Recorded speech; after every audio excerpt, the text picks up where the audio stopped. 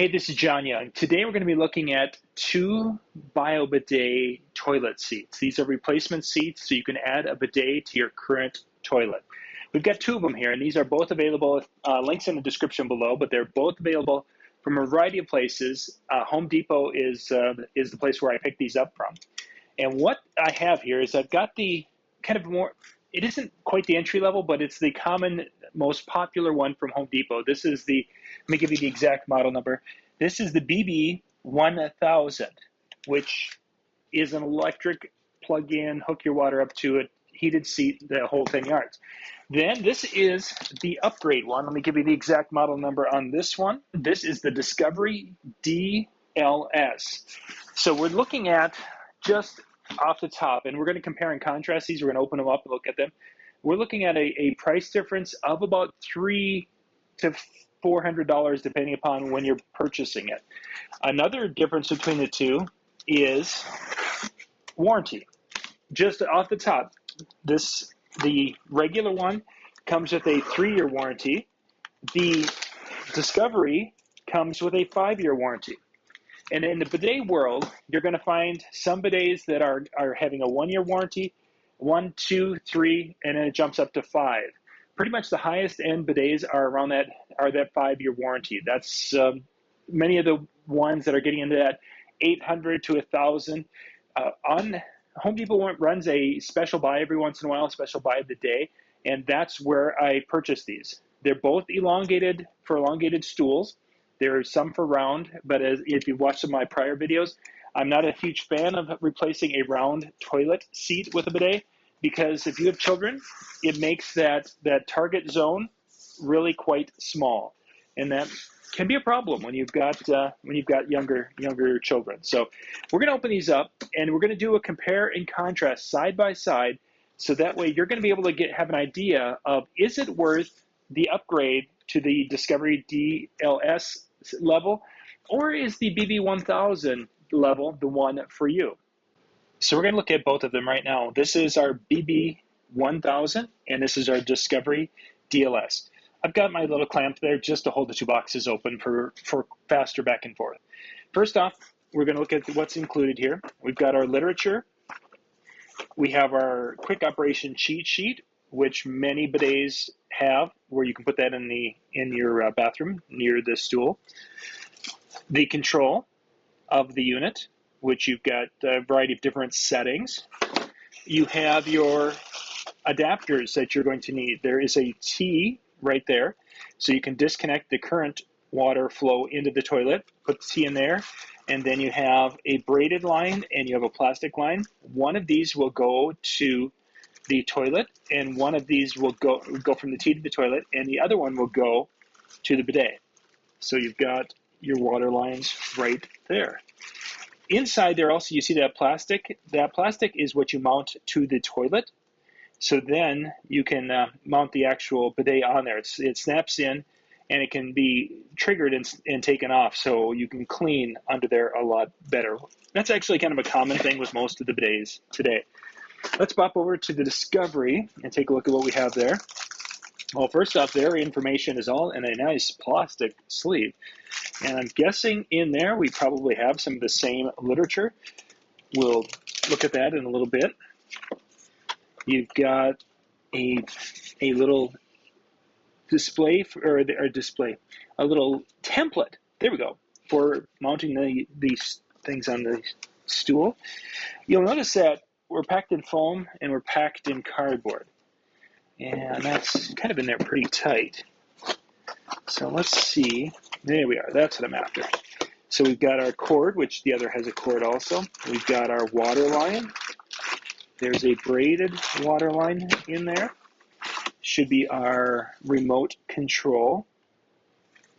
And the remote control here is a little bit different than what the other is. We still have some of the same functionality, but it is a little bit different. Right down there, you can kind of see is the plate, the mounting plate. Right here, we should have that T.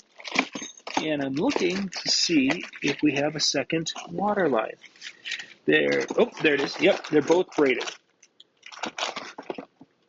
So we have two braided water lines, a kind of a streamlined remote control, and then we have our units.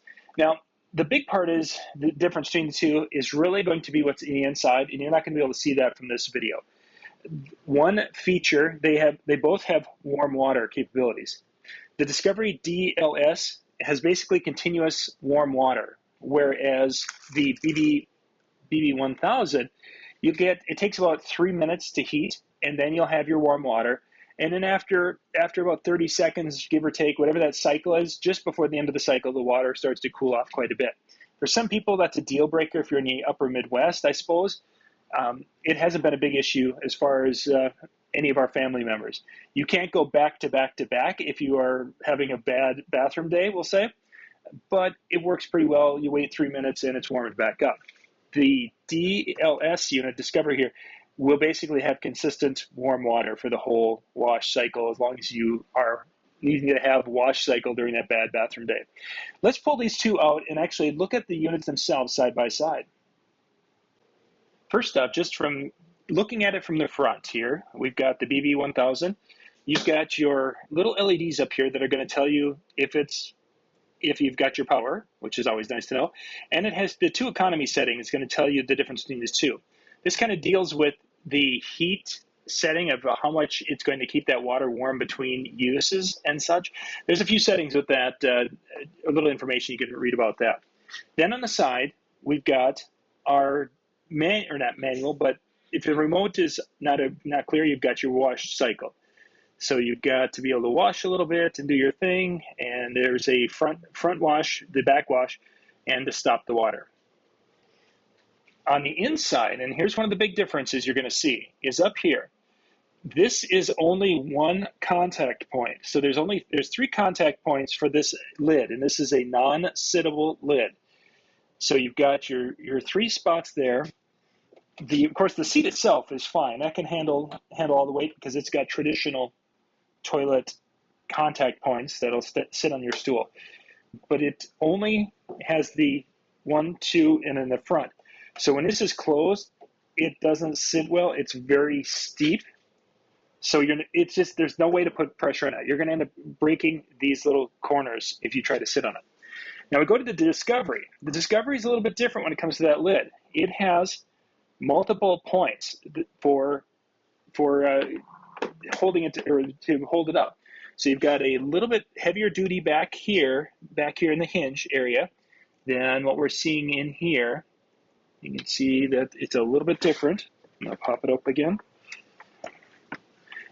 And this is something that really separates a lot of the bidets out there, is a sittable seat. This one, I would say, has some capability to be able to handle a medium-sized person sitting on it. I don't know if it would be something if you were a 300-pound person that you could sit on the lid, but the seat, of course, itself can easily handle all the weight. Then you look down there, we've got our 2 spots. This is our dryer, and this is where our wash little wand is going to come out on that. And the wash wands are different between these two, between having kind of a plasticky, white plastic one on this, and the other is going to have a stainless steel wand. And then you've got your vent, your drying vent there, and you've got the spot for the wand to come out. I'm going to just tip this up a little bit because you can probably see down in there, once you take that plastic off, that the wand is there and visible. And on this one, there's a little cover on the wand area, and when that pops out, as you're seeing, it's kind of a plastic, but the inside of it is a stainless steel sprayer that will come out. And you can see there's little slots on it so it can drain, it covers, so it kind of helps protect it from splash. So as you're seeing, I don't have my LEDs up here, which makes it look more like a traditional toilet seat. The only really thing that says, because if the cord is kind of hidden, here's the cord coming off the side, and it's coming off the side on both of them. If the cord is coming off the side like that, you're really not going to notice that it's not a traditional seat. Then we have our water inputs. Now this is something that they have changed on the models recently, is that you take a look at this one. This particular model has the water coming in straight. So to compare that to this, that would be like the water coming in here as opposed to coming in from the back. Now, the reason why the coming in straight like the other one is that if the kids are stepping to the side of the stool or doing something like that, it's easy to hit that water line that's connected here. You bonk that water line and off you go. The 1000 also has adjusted it to the back, or has changed the positioning, so it is now coming out the back. That's another adjustment from earlier versions, and I think it's a great idea.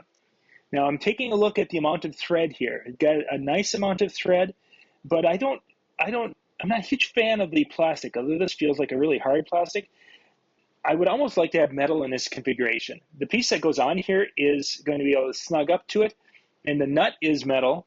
But gosh, going metal on plastic and then you start turning it, it's really easy to strip that.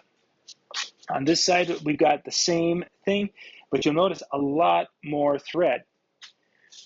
I tighten up, and I get to the point where that little nut will hit, and if it's not completely sealed on that gasket that's inside that nut, it's going to not be a consistent seal. This one is thread all the way, and you'll see that there isn't any additional plastic beyond that.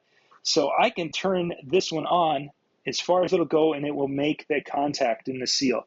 So I really like how they've done this particular one over the 1000. Is that a deal breaker between the two? It's a factor. It's a factor. The sittable seat is probably a bigger thing, especially if you have children, because even that they're going to jump on and try to sit on. So I would say the seat is a big thing. I'm not exactly overly happy that there isn't any type of control. If I don't have the remote control, I'm kind of sunk with this, and I'm not too excited about that. Secondly is, let's come on over here and check this out. This is something that some bidets have, and I'm not sure how there we go. This is a little filter. It is a carbon filter, and it's all connected with that heating system, and it's supposed to remove some of the smell. I've asked my children, they say it doesn't work. I don't think it works. And we don't see that on the other unit. I don't think it's even on the bottom. Let's take a look at.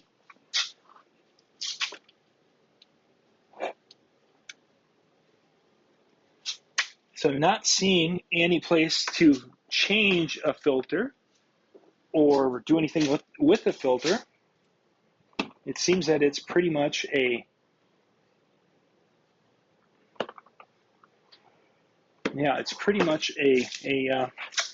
non-replaceable, but yet it still has the air movement.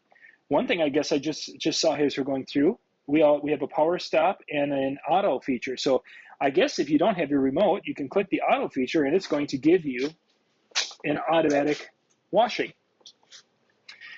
So overall, there's a couple of things. You know, we mentioned the threading on the sides. That's different. Controls are different. The look is certainly different. The big thing, I think, is the warranty.